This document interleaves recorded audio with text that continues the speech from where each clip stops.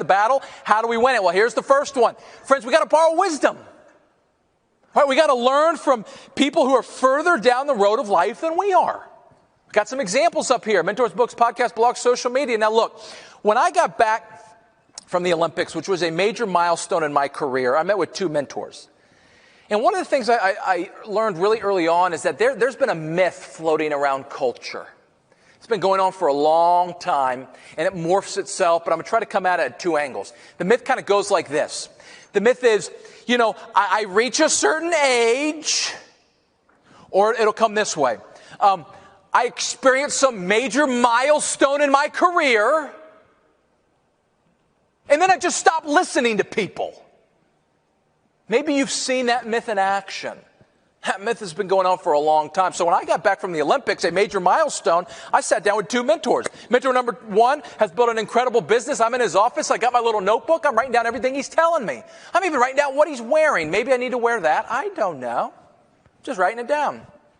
Right? And he's giving me wisdom after wisdom after wisdom.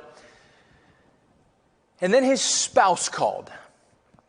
And I just didn't like the way he spoke to his spouse. And so, I just wrote that down. They were touring the building, and an incredible building, and meeting staff, and it was an interesting atmosphere. Nobody looked like they wanted to be there. I didn't see one smile in the building. And so I just, I got my notebook. I'm just kind of, writing that down. Then I go meet with mentor number two. Well, in the terms of net worth, very comparable. Built an incredible business. I'm in his office. This is Wednesday, 11 a.m. Not Friday, 4. Wednesday, 11 a.m. Middle of our meeting, two toddlers bust through the door. And he didn't scold them. He loved them. So I just wrote that down. Then we're touring the building again, right? And doing the whole 9 yards and meeting staff. And it was a different atmosphere. People looked like they wanted to be at work. There were smiles everywhere. So I was like, I just wrote that down. Friends, I share this with you for two reasons. Before you borrow wisdom, I need you to be a fruit inspector.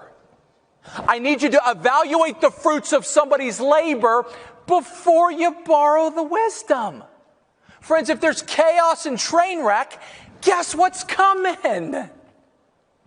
Second reason I share this with you is that I've met with mentor number two one time for 45 minutes.